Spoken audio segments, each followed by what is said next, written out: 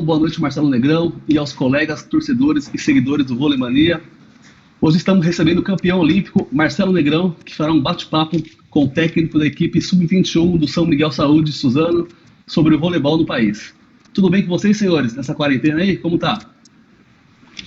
Bom, primeiro falo eu. Pessoal, muito obrigado aí pelo convite. João, sempre bom falar com você, poder ouvir você aí, a gente conversar um pouquinho sobre voleibol, né? Muito legal vocês estarem me chamando para a gente conversar, ainda mais nesse período de quarentena, que a gente não tem muito o que fazer, né? Então, pelo menos, falar um pouquinho sobre aquilo que a gente entende, sobre aquilo que eu fiz a minha vida inteira, é muito, muito bacana. Obrigado pelo convite aí, tá? João? Marcelo, você sabe que, aliás, vai ser complicado, né? 2 Marcelos, né? Então vamos combinar. Marcelo 1 vai ser ele, tá? Você vai ser o Marcelo 2. Fechou. É uma satisfação toda vez que, na verdade, é até nostálgico. Quando eu converso com vocês, o nostálgico não é no sentido de velharia, tá bom? Mas é no sentido de realmente lembrar grandes momentos da minha vida e, por que não dizer, da vida do suzanense, porque realmente vocês representaram uma época dourada de Suzano, esportivamente falando, né, claro. Bacana.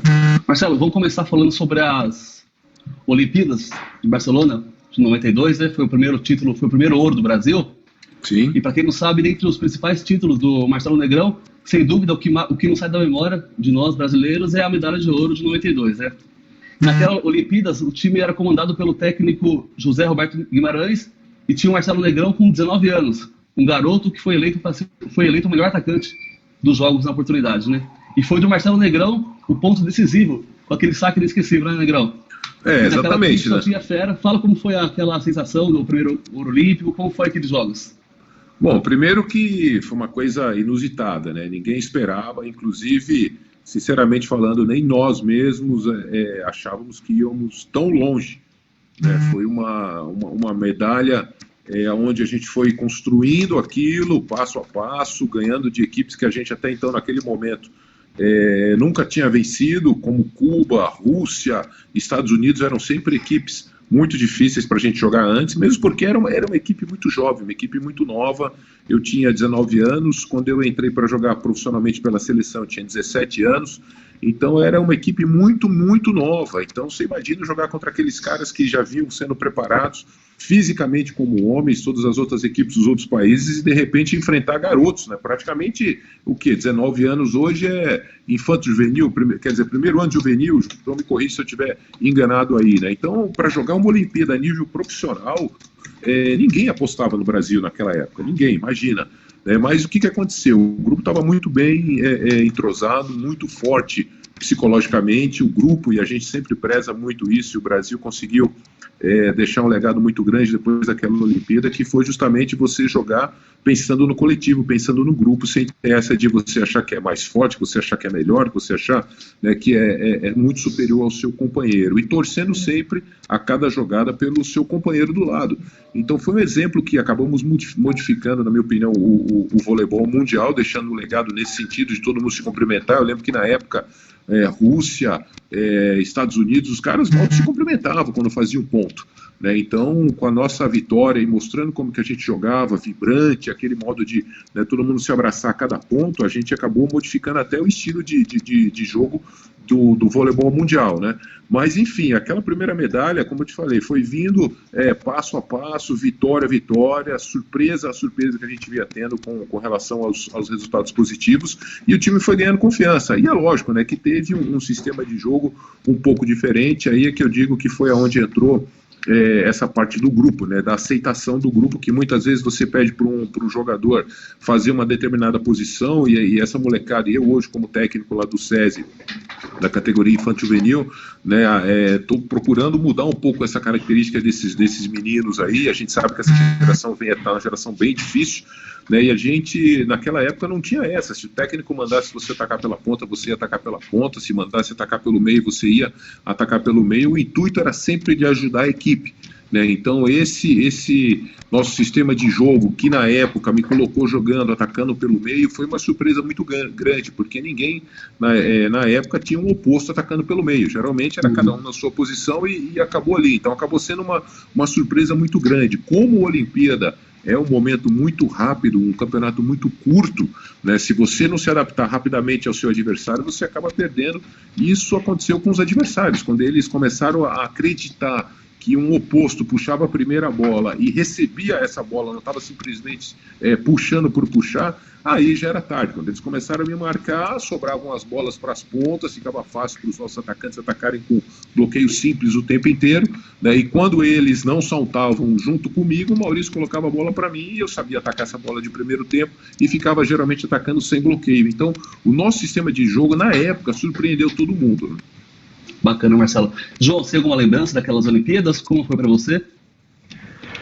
O que ele falou aí é muito importante até destacar, porque brasileiro tem que jogar como brasileiro. É uma coisa até de etnia, né? Nós somos assim sul-americanos. Nós até no futebol antigamente se jogava com aquela garra, com aquela vibração. Não dava para se espelhar, por exemplo, um jogador russo que jogava sempre com aquela frieza, independente do calor do jogo, né? E eu acho que isso daí eu vi muito nessa seleção do Marcelo. Tanto que eu acho que até essa seleção, nós também aqui em Suzano, nós procurávamos exatamente jogarmos assim, com sangue nos olhos.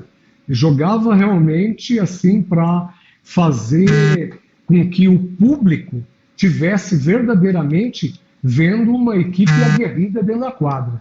Eu acho que, eu lembro muito bem disso que o Marcelo falou, né, que era essa garra, essa forma diferente de vibrar, de jogar, que no voleibol é muito importante pela falta de contato físico. Porque no basquete, se você tiver mal, tomar uma cotovelada, essa cotovelada já serve para te ativar, né? No futebol, a mesma coisa. Agora, no voleibol, você vai ficar ativado como? Você tem que se ativar de uma forma certa, para você não ficar nem apático, nem extremamente nervoso. Então, você tem que vibrar. Outra coisa que eu vejo é a versatilidade do jogador brasileiro. Porque, na época, o que o Marcelo falou, realmente, você pegava até jogador italiano, né? Que o cara fazia uma coisa e o cara fazia só aquilo. Era especialista naquilo. O brasileiro não. O brasileiro já tinha uma tendência a ter toda essa adaptação. Toda essa adaptação. Sim. E Marcelo Negrão, como foi assim, participar daquele grupo, daquele plantel? Só tinha fera, né? Nomes como Giovanni Gávio, Paulão, Pampa. Como foi aquela conquista, aquela resenha depois? Não, é lógico, né? Na verdade, todos cresceram e começaram a aparecer depois daquela Olimpíada, né? Até então éramos jogadores de seleção brasileira, o Brasil tinha o seu espaço, a seleção brasileira tinha o seu espaço na mídia, mas depois que venceu aí que todo mundo começou realmente a despontar e aparecer como jogador, como os melhores atletas, dependendo da sua posição. Então a coisa começou a aparecer ali, né? E é lógico que para mim é sempre um prazer muito grande, é sempre muito bacana ter acompanhado todos eles, né? Eu conheço aqueles jogadores lá, a gente se fala até hoje, temos o nosso grupo no WhatsApp, e conheço ali quando a maioria, se não me falha a memória, o único que era casado na época era o Pampa. Então eu peguei a fase de namoradas de todos, a maioria ainda sem filho, então a gente se conhece há muito tempo, né? Então realmente foi um crescimento, todo mundo junto ali, todo mundo unido, e como eu falei, é muito bacana ver esse crescimento de todos até hoje, né? Bacana, Marcelo. Inclusive, Marcelo, 1 minuto. Inclusive, o Negrão deve lembrar, porque foi aqui no ginásio Paulo Portela que o Tandy pediu a mão da primeira esposa dele. Alessandra, né, a primeira esposa dele, né? Não foi? É isso mesmo. Foi. E pior de tudo, eu não quero lembrar tudo, mas pior que o Tandy tinha levado a melhor naquele dia. Isso que é pior. Não quisemos estragar o casamento de ninguém. Marcelo, falando de Suzano, vamos voltar no tempo que você jogou por aqui, né? Foi no começo dos anos 2000? você teve uma passagem pelo time que chamava Zipnet Fenab Suzano, né? Que era Sim. dirigido pelo técnico Ricardo Navajas, que até então parece que recuperou. Você já era campeão olímpico, né? E Sim. como foi jogar com o Ricardinho naquela época, Rodrigão, Dante, e se eu não me engano, pelo que eu li nas entrevistas aqui, foi a primeira vez que você foi capitão de uma equipe na oportunidade, né? Foi do Suzano? Então, na verdade era o seguinte, Suzano vinha numa sequência de vitórias muito grandes. Suzano tinha um esquema de treinamento muito forte, levava muito a sério essa parte física, sempre fazendo um bom plantel, sempre com grandes jogadores, e se tornou uma potência muito grande. Tanto que, se eu não me engano, o João me corrige aí, acho que ganhou 3 ou 4 títulos, né, do Campeonato Brasileiro, fora os campeonatos paulistas, que começou a levar tudo, né? Então essa equipe que tinha aí a comissão técnica, o João, o Célio, o Serginho, que era o preparador físico, lembra o Tatu? João, nem sei mais como é que tá o Tatu, enfim, o Ricardo Navarro, era uma equipe que realmente eles tinham as loucuradas deles ali, mas dava certo, entendeu? Era uma equipe muito forte, eles estavam sempre visando o alto rendimento, atingir o melhor ápice de cada jogador, era uma coisa impressionante. E eu, na época, eu estava passando por uma fase de precisar me recuperar, que a gente todo atleta tem aquele altos e baixos, né?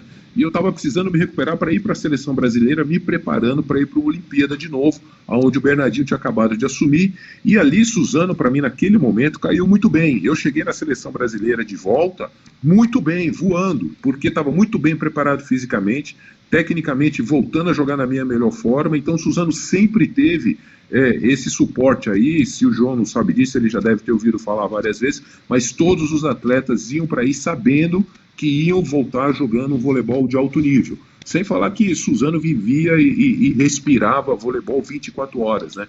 E isso, para quem quer realmente se tornar um jogador de alto nível, na minha opinião, não tinha um lugar melhor no Brasil do que ir para a equipe de Suzano. João, como foi essa época aí do Negrão, Suzano? Que você pode contar pra gente?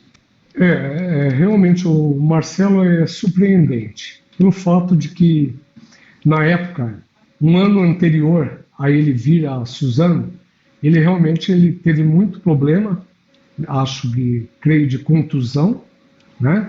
Fazia até um tratamento, lembra? Que tirava o fio de cabelo e mandava o fio de cabelo, daí fazia uma ortomolecular, né? Ortomolecular, exatamente. E ele estava jogando na Telesp. Ele jogava pela Telesp. Inclusive, tem até um fato engraçado para contar, hein? Até uma regra do voleibol surgiu daí, mas depois eu falo. E daí eu sei que o Marcelo voltou para Suzano, surpreendeu, chegou, foi convocado novamente, esteve muito bem, creio que no primeiro jogo da Liga Mundial.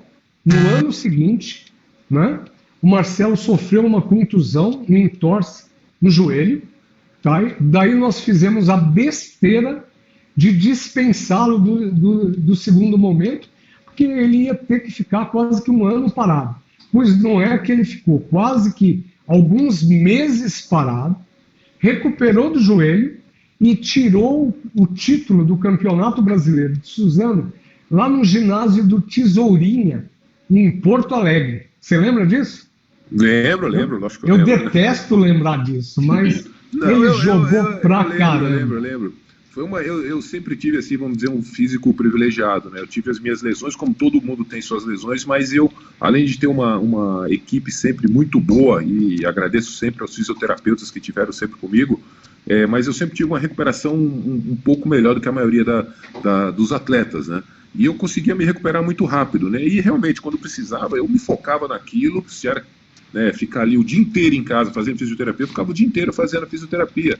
Se tinha que fazer musculação o dia inteiro, era o dia inteiro. Se tinha que estar na piscina o dia inteiro, era o dia inteiro. Sempre fui um cara muito focado e realmente dedicado ao voleibol, chegando a ser até muito chato. Só mudando um pouco o assunto, no ano que eu morei na Itália, cheguei a morar em Roma, e ganhei ali como melhor atleta, até melhor atacante, melhor jogador italiano. Cada jogo você ganhava um troféu enorme lá, cheguei a ter vários daqueles depois do jogo, né? E minha mulher é brava comigo, porque eu tinha as folgas e eu não ia passear em Roma. Então, assim, eu não conheço. Ela saía sozinha, foi rodar Roma inteira, conhece muito melhor do que eu, porque eu falava o quê? Eu ia treinar. Chegava no dia de folga, eu ia correr, eu ia fazer uma musculação, arrumava uma academia à parte, ia até para o ginásio e pedia pro rapaz que cuidava do ginásio acender as luzes do ginásio e me dar um carrinho de bola que eu ia ficar sacando sozinho. Tamanha preocupação de realmente estar sempre jogando bem, até exagerado, né? Então, quando apareciam as lesões, a minha maior preocupação era me empenhar para poder me recuperar, né? E esse jogo aí que o João falou, lá em Porto Alegre, eu lembro muito bem, né? E entendo até o caso do Suzano, porque era uma lesão muito difícil, tinha que ficar praticamente um ano e meio parado, e qualquer time, né, tendo um jogador nessas condições e investir uma grana nesse jogador é muito complicado, é muito difícil, né? Eu entendo aquele momento ali de ter sido dispensado na época do Suzano, mas enfim, já foi, aconteceu isso aí, mas ficou sempre o meu agradecimento ao Suzano por ter me voltado naquela época para a seleção, né? Ô Marcelo, aí teve uma entrevista que eu li, se não me engano foi pro Estadão, na época, né? Que você disse que trabalhar com o Ricardo Navajas, que tem aquele temperamento um pouco mais forte, né? Você disse assim, abre aspas, né? Ah, eu já consegui trabalhar com o Navajas, que é um pouco nervosinho, então agora com o Bernardinho na seleção vai ser tranquilo. Aconteceu isso mesmo? Eu nem lembro disso aí, né? Mas você tá falando, eu devo ter falado. Mas assim, são duas pessoas que a gente acha que na época, né, todo mundo via o Bernardinho, né, dando aquele chilique dele, tudo dentro de quadra, e a gente achava que era um cara nervoso fora. Pelo contrário, né? São duas pessoas totalmente diferentes. O Bernardinho, ele dá aqueles ataques dele ali, mas ele não chega a explodir com o jogador. O Ricardo explodia com o jogador na frente de todo mundo e não estava nem aí. Então são duas pessoas completamente diferentes, entendeu? Mas são duas pessoas muito gente boa ali que dá para trabalhar. E aí, hoje, né, com 47 anos, já mais velho, e hoje técnico, você começa a entender o lado desses caras aí. Porque quando você é jogador, Marcelo, você se preocupa só em jogar, voleibol, você não entende. E aí a gente começa a entender que esses caras nada mais, nada menos, eles querem o nosso bem e extrair da gente cada vez mais o melhor. Entendeu? Seja cutucando, como o João falou ali, chamando o cara para o jogo num jeito de dar uma bronca, seja outro jogador elogiando, e esses caras estão ali na frente. Eu hoje, como técnico, eu sinto a mesma coisa, eu tenho que conhecer o meu grupo, né? Eu tenho que saber como que cada um reage a um esporro ou a um elogio. Então é uma coisa muito difícil, não é fácil você ser técnico, e esses caras aí realmente, olhando, né, hoje em dia, como eu falei, mais velho, eu entendo o porquê das reações de cada um, né? João, você tem algum comentário sobre essa época aí? Tenho. Aliás, eu acho que o voleibol brasileiro não sabe, né, Marcelo? Mas num confronto, antes de você vir para Suzano, você estava na Telesp. Se eu não me engano, quem dirigia a Telesp era o Murilo Amazonas. Era você e Maurício na mão. E eu sei que Suzano, para poder te enfrentar e poder apontar quando você vinha do fundo, que você saía por fora da quadra, a linha dos 3 metros, sabe, Marcelo, jornalista, a linha dos 3 metros, ela não tinha uma continuidade. A continuidade da linha dos 3 metros era imaginária. Então, o que nós fizemos aqui em Suzano? Quando a gente reclamava para o juiz virava. Era o Marcelo Negrão. O juiz virava e falava, não, ele não invadiu, vocês estão reclamando à toa. Então o que nós fizemos? Nós pintamos a linha pontilhada, a continuidade da linha dos 3 metros. Coisa que custou para nós, na época, uma multa muito pesada, por sinal, e essa multa ia se dobrando cada vez que a gente permanecesse com aquela pintura na quadra, em dias de jogos. Pois nós permanecemos e aquilo terminou virando regra.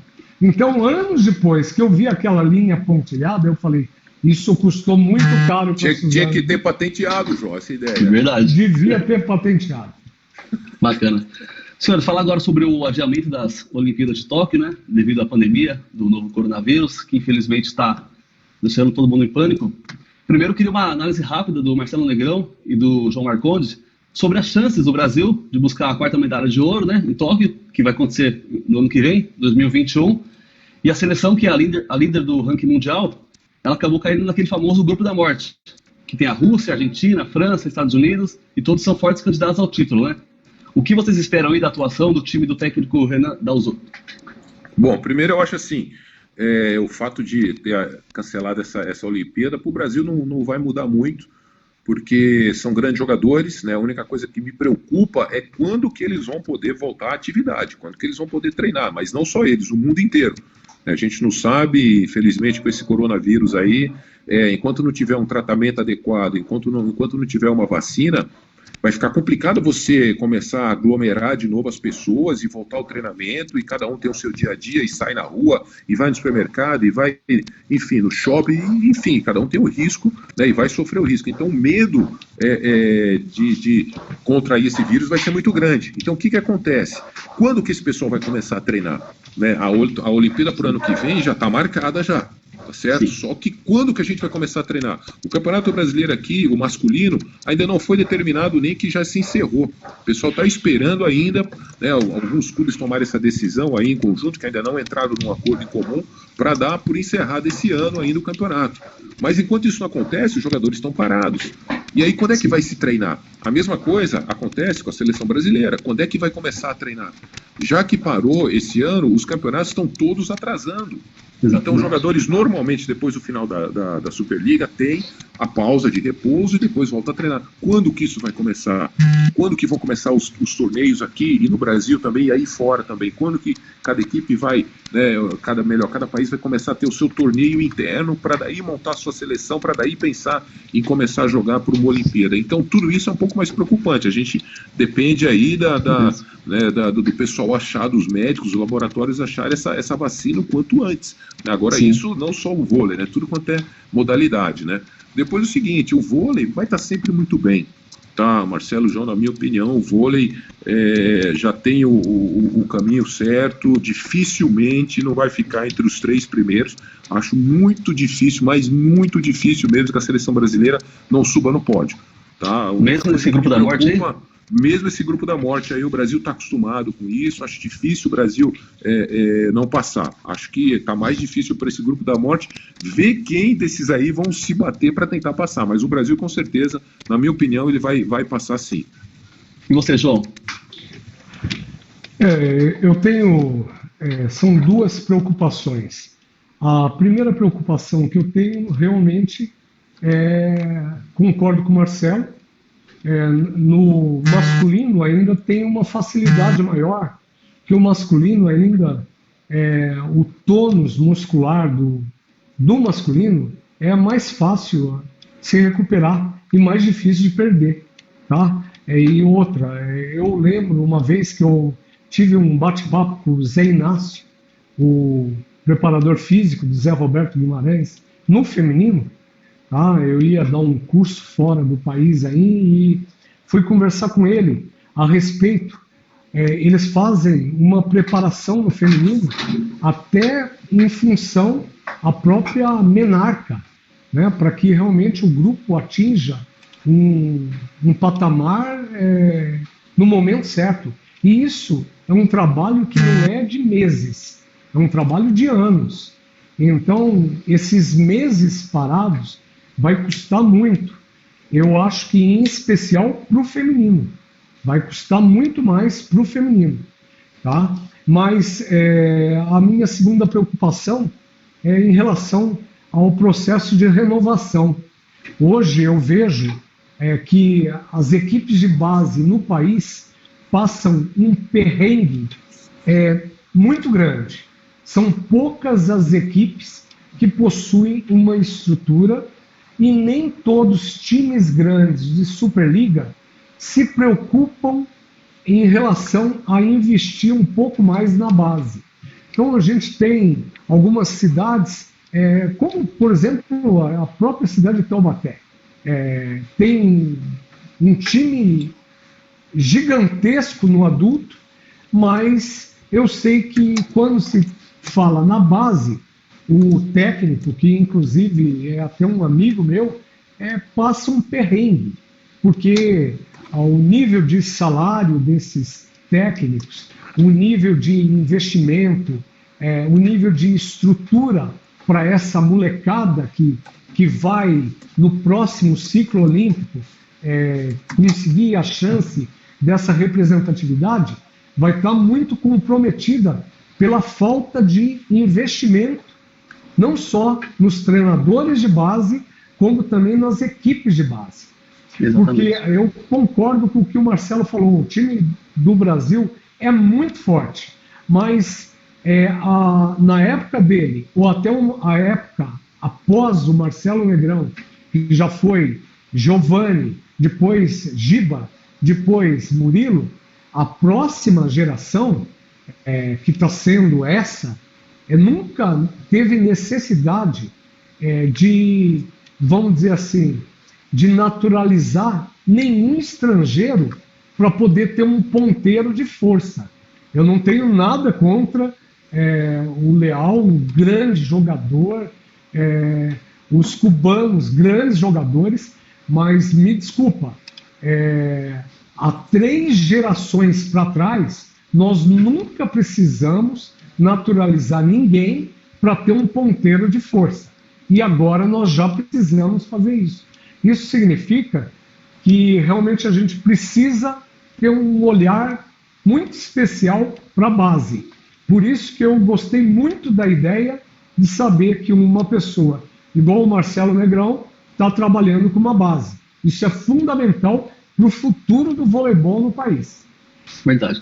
Marcelo, você tem algum destaque da base? E também queria ver hoje, para você, quem é a referência no país hoje no voleibol? O Lucarelli, de repente, que está despontando? Então, isso aí que o João falou da base, né? Eu convivo hoje na base, dei uma felicidade muito grande de poder estar trabalhando num lugar que me dá uma estrutura muito boa, muito grande, que é no SESI. O pessoal lá se preocupa, mas eu rodando aí todos os campeonatos pelo Brasil, que a gente joga Taça Paraná, Copa Minas, Mercosul, enfim, são poucos, muito poucos, principalmente quando vai chegando no juvenil. Você pega lá Mirim, tem 30, 40 times numa competição. Você pega infanto juvenil, infantil já cai para umas 20. Você pega infanto juvenil, cai para umas 10, 12 no máximo. Juvenil tem 5, 6, 7. Sendo que o juvenil, ali sim você vai dizer se o cara vai conseguir jogar ou não.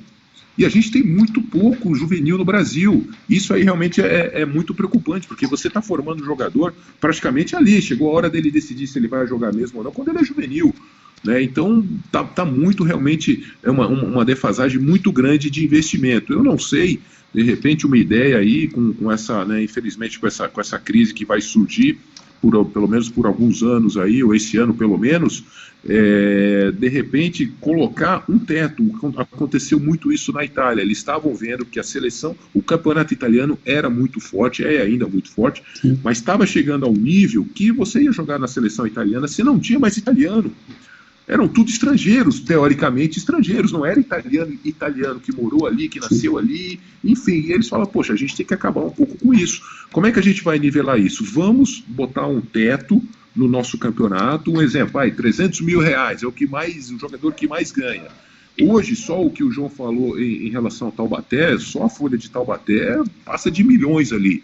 Jogadores muito caros. De repente, se uma parte disso fosse revertido para a base e todos os outros times que têm um time adulto que investe milhões revertesse para a base, as bases seriam mais fortes. Mas para isso você tem que ter um limite de salário. Você não pode ter jogador ganhando muito dinheiro, né, enquanto a base é totalmente esquecida. E a gente sabe que realmente isso que o João também falou é uma coisa que eu não sou contra o Leal, pelo contrário, né, como jogador, como pessoa, a gente não tem nada contra, mas realmente a chegar ao nível de uma seleção brasileira, precisar de um cubano naturalizado para jogar para a seleção brasileira, isso jamais ia acontecer.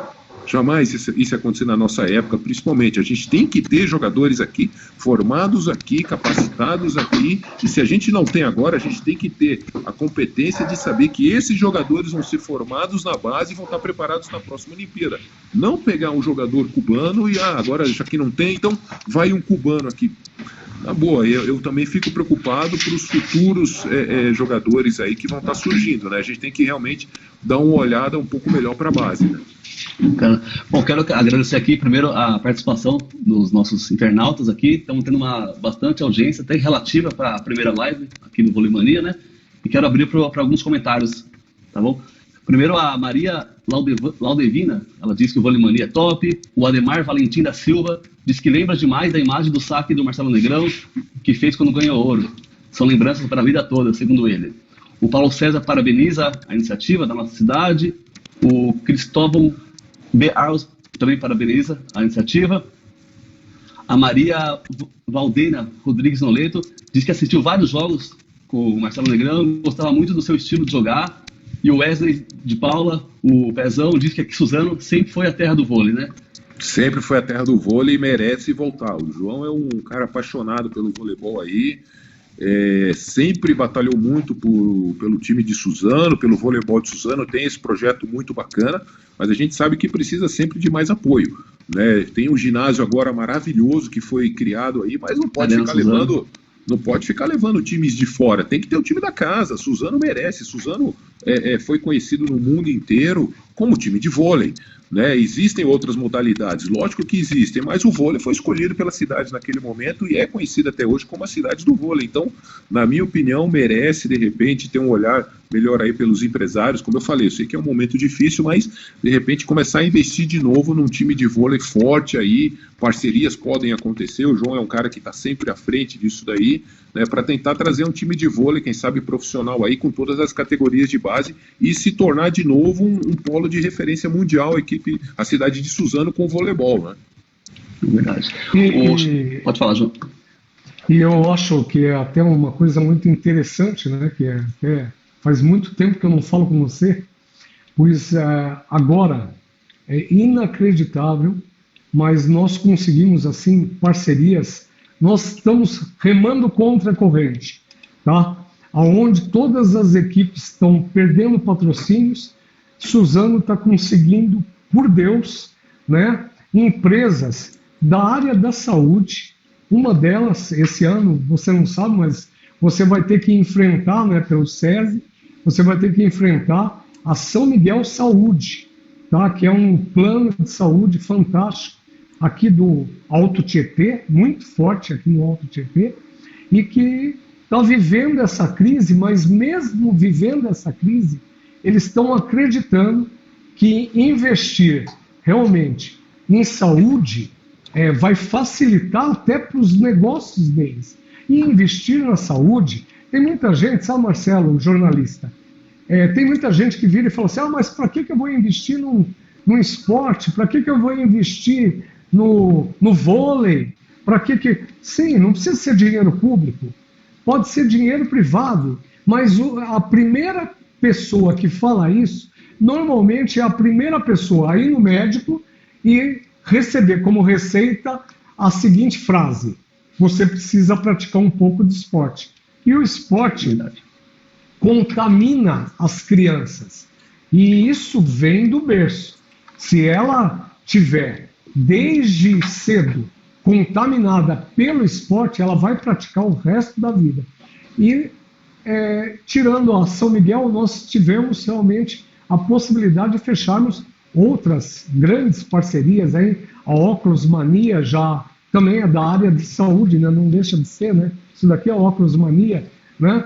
O Hospital Santa Maria também está investindo, só que está com um problema seríssimo agora com a crise. Quer dizer, os meus maiores patrocinadores, a GTEX Brasil, também, Marcelo, tanto que a possibilidade de um dia eu largar e você vir para Suzano como treinador é em função a essas, viu? GTEX Brasil também é fortíssima na parte de produtos, mas Suzano está sendo, Marcelo jornalista, um caso à parte, porque o resto do país, acabei de ler no Facebook aqui, que São José dos Campos está em crise, o voleibol de São José.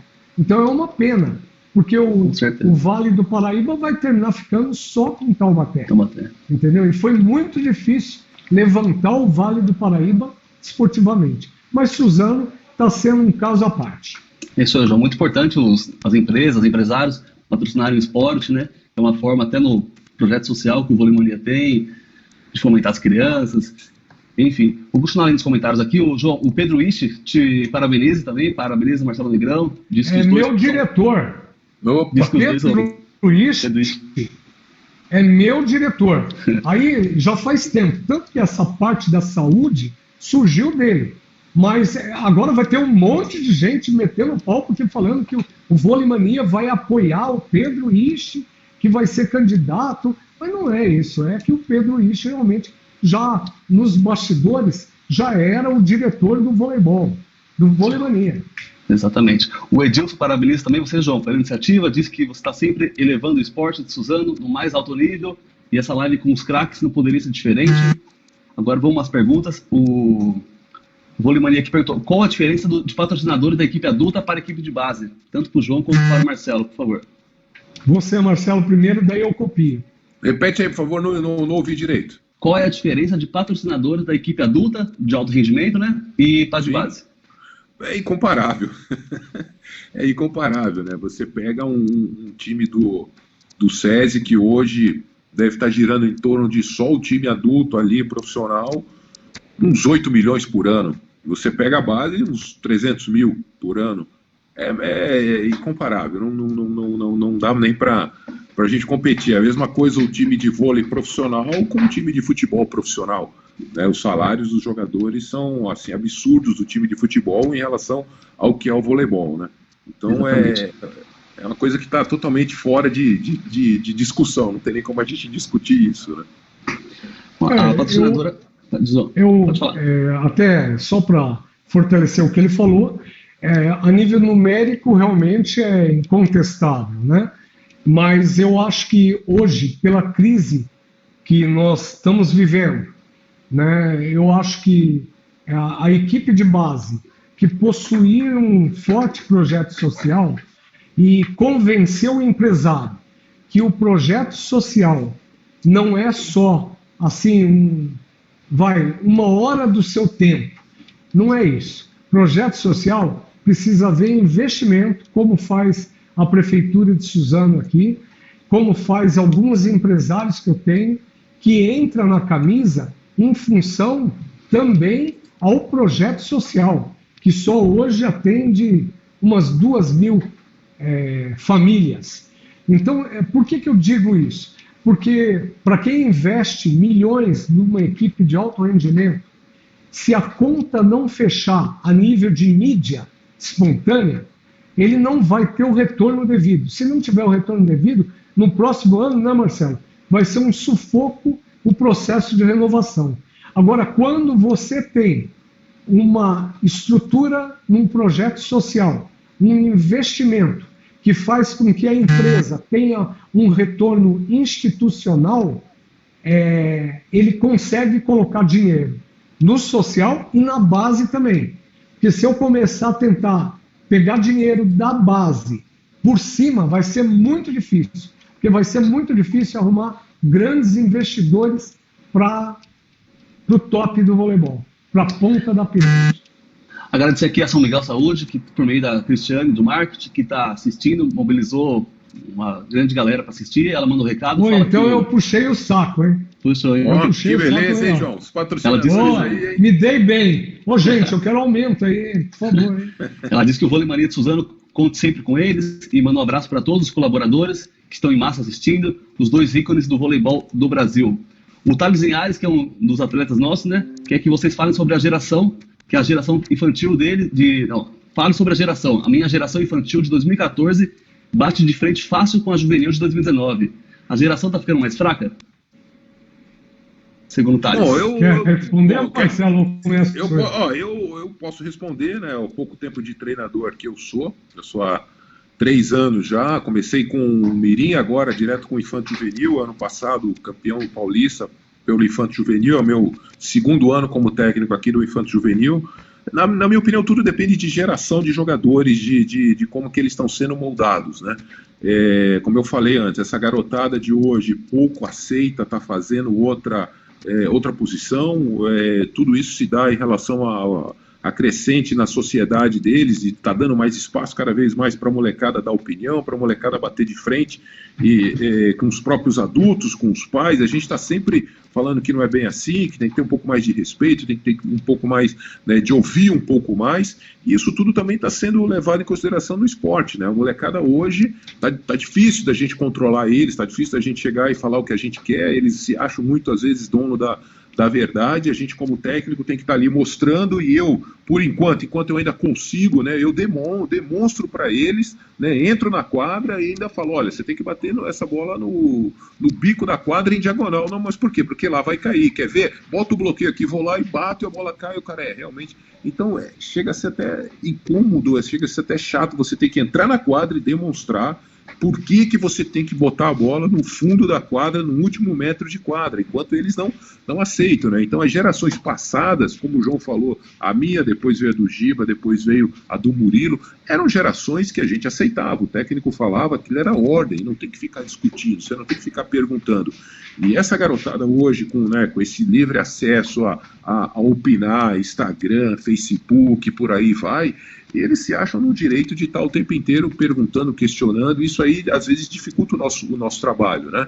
Então, essa geração que ele falou de 2014 para agora, de 2019, 2020, com certeza ainda é uma geração que escuta um pouco mais, que escutou um pouco mais, e por aí vai. Mas essas gerações que vão chegando agora, a gente tem que estar sempre se adaptando aí de como que a gente quer passar o que a gente acha que tem que ser feito corretamente para eles. Não é fácil, não é muito fácil, não. É uma geração que realmente Marcelo, tem muito tato. Mas, Marcelo, eu acho que isso já é o espelho da própria educação. Nós temos o projeto social implantado nas escolas, que, por sinal, é do Instituto Maurício de Souza, tá? Eu não falo helado, mas eu tenho um plano infalível, né? Mas, por sinal, eu creio, né, espero que ele esteja, que o Amauri, o grande Amauri, o diretor executivo do...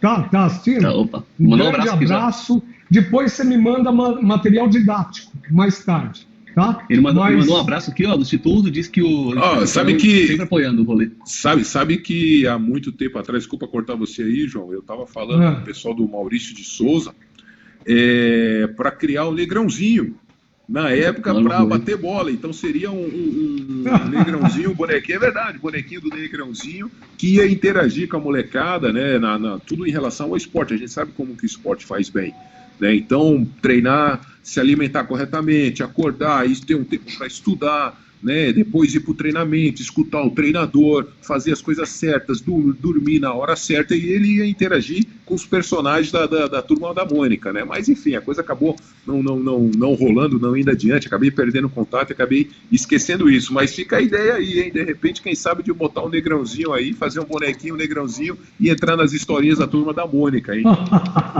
Pessoal, vou ler os últimos comentários. Você sabe aqui. Que, ó, eu aprendi a amar esse povo, né? Porque já foi da infância, mas voltando às crianças, tá? Voltando às crianças, é assim, hoje o professor tem o maior problema na escola, porque o pai acha que a escola tem que educar, né? E não dar cultura.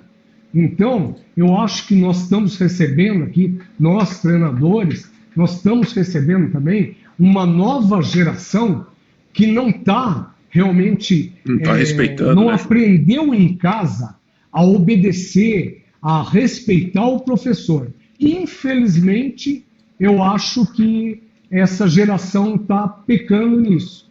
Acho que é isso que já está espelhando, tá, em nós treinadores, né? Bom, eu já estou velho, né? Alguma mãe vai querer me matar, né? Por isso que eu tenho que me parar rápido. Senão alguma mãe vai querer me matar, isso é fato.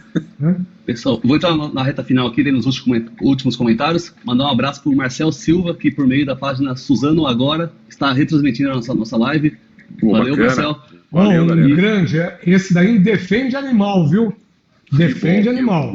Marcel tem realmente um carinho especial pelos animais. Apesar que eu tenho 26 cachorros, né, Marcelo? Você tinha uma bonitinha. Você tinha uma bonitinha, falecida. Já foi.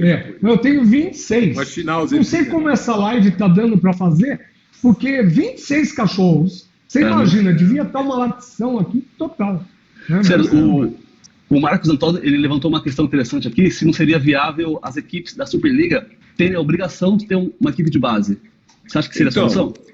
há muito tempo atrás tinha isso, né? Inclusive você tinha que ter, o João me corrija se eu estiver errado, você tinha que ter alguns jogadores juvenis, acho que eram pelo menos 3 jogadores juvenis no banco de reserva, né? Então era uma coisa obrigatória. Depois acho que essa regra aí acabou, né? Mas isso aí fazia com que, se você quer ter pelo menos 3 jogadores juvenis no seu banco de reservas, você tem que ter uma equipe de base boa para ser formado ali e você seguir adiante com esse projeto, né? Então, de repente, era uma de voltar nessa essa regra aí para a gente motivar as bases. Bacana. O Neto, que é nosso preparador físico, o Marcelo Negrão, disse que na última passada sua pelo Suzano, na última passagem, ele pegou um autógrafo seu e na camisa da escola dele, e que ele diz que usa até hoje, trabalha com ela, e diz que é um prazer trabalhar com ícones do esporte. A Samira Araújo Rangel disse que seria divertido se o Marcelo Negrão um dia visitasse Suzano aqui, viesse aqui na base, viesse na Arena Suzano. Não, mas já tá prometido. Essa live que a gente está fazendo aqui é simplesmente porque não deu para ir aí, porque, se não me engano, nessa época agora, né, João? Era para estar indo aí. Era para ser agora. Eu estar indo aí junto no projeto, visitar, já me comprometi com o João aí, eu tenho um carinho muito especial por Suzano aí, pelo João, o pessoal todo do projeto aí, eu vou uma hora, né, passar essa loucurada toda aí, pode contar comigo, que eu vou aí. Hoje é 1º de abril, viu? Mas é mentira não, eu não vou brincar com isso não, pode ficar tranquilo. O Marcelo Sassi disse que teve o prazer de jogar com você, Negrão, na Telesp, e também com o João de Suzano, e disse que hoje é uma honra poder fazer parte do São Miguel Saúde, e disse que vocês dois são grandes campeões. A Valcinira de Oliveira disse que o filho dela faz a parte do projeto Volimania e está elogiando. Muitos comentários aqui dando parabéns para a iniciativa, tanto do projeto Volimania quanto dessa live. Ressaltar mais uma vez a participação do Amaury Souza, que mandou um abraço para todos. E para finalizar aqui, o Cristóvão Beals disse que é o diretor do CAIC e sente falta dos alunos atualmente. Aí seria mais para o João, né, João? Você tem alguma posição em relação a isso? Orar muito para que realmente acabe tudo isso, para que todo esse povo no Facebook aí, que fica se degladiando, espera um pouquinho, daqui a 2 anos é eleição para presidente. Não é agora. O pessoal fica querendo votar agora. Agora nós temos que combater o vírus, né? O pessoal mistura tudo. Mas assim que passar isso, eu sou o primeiro. Aliás, a minha esposa é a primeira a me querer fora de casa. Ela me quer fora de casa de qualquer jeito. É legal esclarecer esses pontos, né? Ainda mais ao vivo, né, João? Bom, para finalizar, o Gabriel Alves pergunta para o Marcelo Negrão se vocês veem potencial nos jogadores da base, do Suzano, e se acreditam numa nova era de ouro. E o Guilherme Moraes disse que você foi titular da seleção aos 18 anos, né? E se mudou, como foi mudar sua vida radicalmente, a sua cabeça? Então vai aí um recado para o pessoal que está assistindo, essa molecada que está assistindo aí, é o seguinte. Primeira coisa, tá? No esporte não dá para esconder. No voleibol, muito menos. Não é um futebol que você fica, né, ali na zaga, você fica lá no ataque esperando a bola e ninguém vê, né? No voleibol, todo mundo está participando o tempo inteiro. Então é o seguinte, ou você é muito bom, se você é um jogador o melhor da sua categoria infantil, você vai seguir para o infanto-juvenil. Você tem que ser o melhor do infanto-juvenil, você vai seguir para o juvenil. Você sendo dos melhores do juvenil, você vai ter uma oportunidade de se tornar um jogador. Não adianta a gente, agora eu estou falando como jogador, não estou falando como educador, como jogador. Se você não for um cara que se dedica, se você não for um cara que você treina pra caramba, se você não for um cara que faz um algo a mais, você simplesmente vai ser uma pessoa normal que fez uma atividade física muito bom, um cidadão do bem, que nosso trabalho por aí também está excelente, não vai ser um marginal, não vai cometer mal algum a ninguém, você vai ser um cara saudável, conseguimos fazer a nossa parte como educador. Agora, como técnico de vôlei, falando especificamente de voleibol, se você quer ser um jogador, você tem que ser o cara, desde cedo. O João sabe muito bem a minha trajetória, eu era infanto-juvenil e já estava jogando na seleção brasileira adulta. Então, ou seja, era o cara no infanto-juvenil, era o cara no juvenil, sempre dando bolachada o tempo inteiro, porrada o tempo inteiro, não aliviava nunca. Inclusive meu filho está jogando, né, e eu falo para ele que o ditado aqui em casa é o seguinte: passe por burrão mas não passe por amarelão. Então é porrada o tempo inteiro. Na hora decisiva, nada de largadinha. Vai lá e dá porrada. Mas para isso você tem que estar preparado fisicamente, você tem que estar bem preparado tecnicamente. Então, quer ser jogador, tem condição. Não me interessa se é alto, se é baixo, se é gordo, se é magro. O cara tem que estar jogando muito bem. E para isso, tem que se dedicar. Tem que treinar, tem que fazer um algo a mais, tem que correr atrás o tempo inteiro. O voleibol não vai aparecer para você do dia para a noite, dormindo e de repente, pô, virei um grande jogador. Não. Você tem que estar dormindo com a bola, você tem que acordar pensando em voleibol, você tem que sair correndo, você tem que estar em forma o tempo inteiro, você tem que fazer a musculação, seguir os treinamentos e sempre um pouco a mais. Não adianta fazer só o que o técnico, aquela 1h30. Você acha que 1h30 vai ser um craque? Não vai. Você vai ter que treinar muito, muito. Além daquela 1h30, você já tem que ter treinado 1h30 antes e depois ainda 1h30 depois. Então, pelo menos, sempre treinando muito sério. E sem vida particular, né, Marcelo? Então, aí o que tem? Aquilo que eu falei, João, essas redes sociais, essa molecada hoje com muita liberdade de tá se comunicando, tá falando, tá debatendo, discutindo, aí aparecem as namoradas, aparece esse convívio social de festinha, de encontro. Não dá, meu amigo, infelizmente não dá para você ter essa vida social, você que quer ser atleta. Você tem que treinar enquanto os outros estão saindo, você tem que dormir enquanto o pessoal está na balada, você tem que estar repousando, você tem que estar treinando, você tem que estar se dedicando ao máximo. Não dá para ficar bom, como eu falei, do nada, sonhei que fiquei bom e agora estou bom. Não adianta, não adianta. Então, para esse pessoal, é o meu recado que eu dou, que quer ser o atleta, essa molecada que está assistindo aí, meu amigo, você tem que treinar muito, cara, você tem que treinar muito. Quando você está dormindo, o cara do lado já está alongando, quando você está alongando, o cara já está correndo, então tem sempre alguém na sua frente. Começa a pensar assim, que você vai começar a se dedicar mais. Espaço para todo mundo tem, existe espaço para todo mundo, tanto é que a gente está vendo o cubano indo para a seleção porque está faltando jogador, né? A verdade seja dita, o João sabe disso, está faltando jogador, né? Então daqui a pouco vão faltar outros, então o pessoal precisa se dedicar ao máximo se quiser ser realmente um jogador de ponta. Nessa linha mesmo, o Marcelo Trinca, que está no comentário, que é um grande esportista da cidade também de Suzano, diz que infelizmente a geração de hoje em dia é a famosa geração Nutella, né? E diz que você foi um exemplo de atleta para todos nós e que fez muito pelo país, né? Eu quero agradecer mais uma vez a participação de todos aqui na live, os parceiros da família Polimania, do São Miguel Saúde, do Instituto Maurício de Souza, que estão contribuindo bastante para a nossa audiência. Vamos só para a parte final agora, senhores. É a questão dos patrocínios, né? Que em meio à pandemia aconteceu em diversos clubes, até do futebol, de vôlei, tiveram alguns contratos paralisados por conta das suas marcas não estarem mais expostas, né? Então, como que é para um clube agora viver com essa questão? E eu estendo a pergunta para o João também, por favor. Manda você primeiro aí, João. Fechou. Eu creio que eu estou falando das equipes de alto rendimento, tá? As equipes de alto rendimento seria um ano olímpico.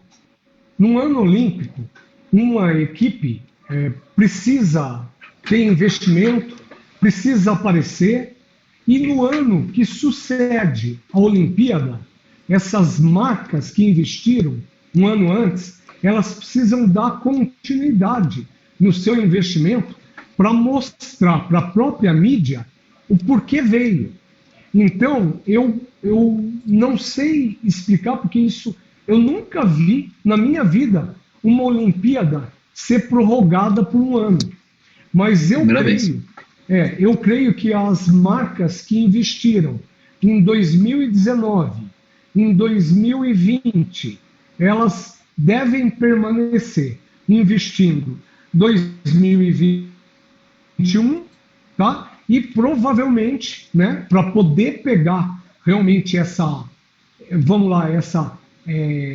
sequela, esse resíduo da Olimpíada, tá? Ela vai ter que investir em 2022. Isso vai gerar um ciclo maior, pensando positivamente, né? Agora, pensando por outro lado, algumas equipes que possuem patrocinadores a nível de ligações políticas, se houver eleição, elas estão com um complicante. Se não houver eleição e houver prorrogação de mandato até para unificar a votação para presidência, para Senado, para deputado, tudo para 2022, elas estão tranquilas. Do contrário, elas vão ter um sério problema. Bacana. Mandar um abraço aqui também para o Elton Batista, que em nome dos torcedores, os fanáticos, Suzano, lembra, João? Eles invadiram o ginásio. Marcelo lembra bem. Em prol de Suzano, era uma grande festa, né? Sempre foi. Bom, senhores, vamos chegando no final reta final da live já, porque estouramos o tempo, né? Amanhã, Suzano faz 71 anos de emancipação política administrativa, dia 2 de abril. Queria que o Marcelo Negrão, o João, deixassem um abraço para os suzanenses, mais uma data comemorativa. Infelizmente, o mundo está sofrendo uma pandemia, né? Porém, há muita coisa para se ressaltar de bom que está acontecendo na cidade, né? Não, primeiro, parabenizar, né, a iniciativa da gente estar fazendo essa live aí, muito legal. Parabenizar o projeto, né, o projeto de vocês aí, o João, muito bacana essa iniciativa, eu já sabia do projeto há muito tempo, o João, apaixonado pelo voleibol, sempre ajudando a garotada, pensando na base, sempre aí, quem sabe uma hora esse projeto se torne maior ainda, né, João, contando com esses patrocinadores e outros que podem vir surgir e virar um time profissional, que é o que a gente espera, que é o que a cidade de Suzano merece, né. Muito bacana ter falado com vocês aí, espero que o pessoal tenha curtido bastante aí, parabéns para a cidade aí, enfim, né, é muito, muito legal, contem comigo sempre, a hora que precisar, pode chamar aí. Valeu, Marcelo. Seu abraço aí, João, final para a galera aí. Eu gostaria de, primeiro, agradecer a participação dos fanáticos aí, agradecer muito a você, Marcelo, que realmente simboliza uma raça, e eu espero que eu recebo isso como uma profecia tua, porque nós temos um prefeito aqui, o Rodrigo Axuxi, que incansavelmente corre hoje atrás de ter a possibilidade de fazer com que o suzanense, que não chegou a ver aquela época, consiga ver realmente Suzano nesse patamar máximo de uma equipe de voleibol representando e resgatando essa história. Agora, para encher o teu saco, Marcelo, os dois Marcelos, só para você lembrar. Honra. Lógico que eu lembro. Era clássico, hein? Era clássico, o time de Suzano entrava com essa música. Eu acho que nós temos que encerrar dessa forma, né? Muito bom. Abraço para todos os suzanenses que lembram disso. E parabéns, Suzano, amanhã, 71 anos aí. Parabéns, valeu. Valeu, pessoal.